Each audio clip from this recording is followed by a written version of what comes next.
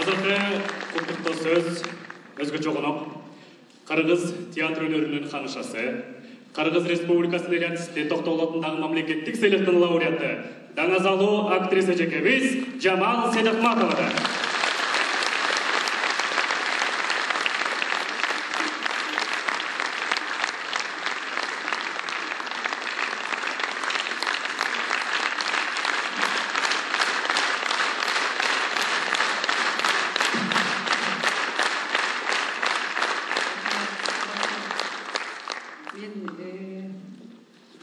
Özüm ekelebim bugün London'dan gelgenim, BBC'den çıkıp töz efirde Çıngiz Ağa'nın ırlarını okudum. Anan gece es alıp, bugün erteden beri kanallarga intervью berip, çarşaf atkanıma karabay, İman fondunun жетекчиси Elimden kitebinin prezentasyası bulup degende men kıykırıp jiberdим, men baram dep.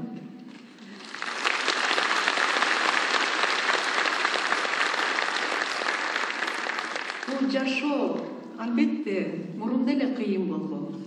Azır dele oңой эмес, azır dele kıyın. Turmuşunda sözsüz жакшы адамдарды издейт экенсиң. Жаш кезиңде ого бетер, картайганда андан беш бетер. El üçün, yurt üçün yaşayan patriot жакшы адамдар, жүрөгү таза, ыйманы бар адамдар дизейт экенсиң.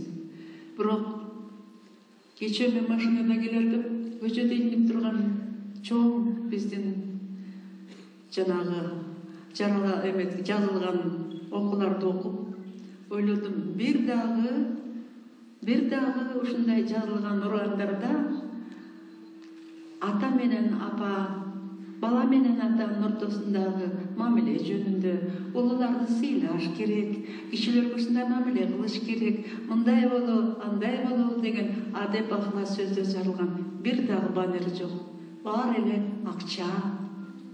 Акчанын күнү болуп калганбы деп ушунчалык ызаландым да ойлодум, эгер мынтип жүрүп отурсак, бул өзү жакшы калып барбайт го.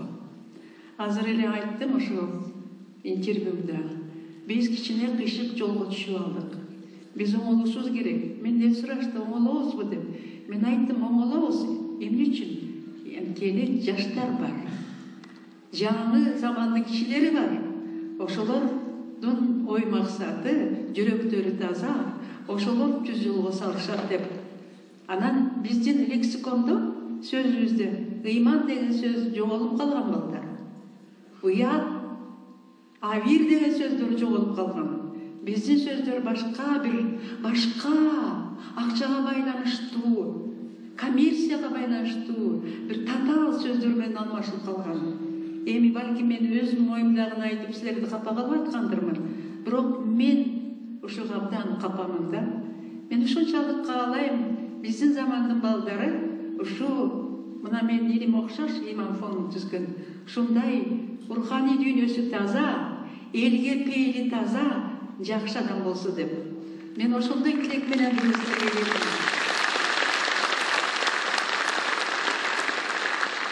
Китебиң менен куттуктайм менин балам. Өзүңдүн кебетиңе жараша, жүрөгүңдө ушунчалык таза да. Ушунчалык бир кебетиңе бир аураңа бир эме нур жанып турат да, элге журтка деген. Ошону мен чын жүрөгүм менен сезип турам. Өмүрүң узун болсун балам. Эл үчүн, кыргыз эл үчүн эмгек кылып чуркап жүрөсүң. Бул китебиңде ошон үчүн жазылды. Ден соолукта болуп, дагы далай жакшы нерселер жасайсың деп сенден күтөбүз балам. Эми мен сөзүмдүн аягында көп сөз сүйлөбөй, ошо Лондонго барып, Чыңгыз агамдын сөздөрүн окудум, ошону айтып берейин. Окуп берейин. Турмуш деген жегин жеп аккан татаал дайыр экен. Мына мен бүгүн силерди карап отурам. Талаш тартышыңар жөндүү. Айткан сөздөрүңөр да орундуу. Өз заманыбызда биз дагы актык, арамдык жөнүндө талаш тартышчубуз. Бул талаштын түбү жок, чексиз. Бирок адам болуп жаралгандан бери эле арамдык жөнүндө талашчы турбайбы? Эзелден чечилбеген улуу талаш каткенде адам уулу адам болот. Уралап жок болса да ушу талаш каткенде адам уулу адам болот. Ажалга моюн сунса да ушу талаш канткенде адам уулу адам болот. Душманга моюн сунуп басканда да, душманды кыркталап басканда да, төрүп чечилбеген ушу талаш канткенде адам уулу адам болот.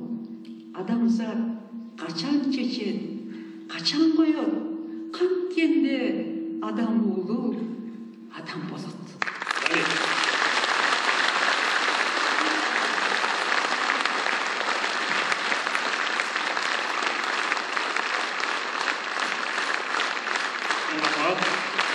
Легендаға айналған Кыргыз жұлдызы Жамал Сейдахматова.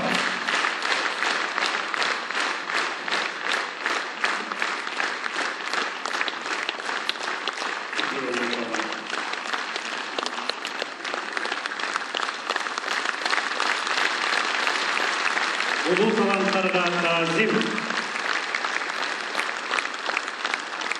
Гүлү бүтсө саргаяпкы арчада, Кудай билет күндөр жетет канчага, ким издесе табат дешет акыры, туура жолду издегенден чарчабат.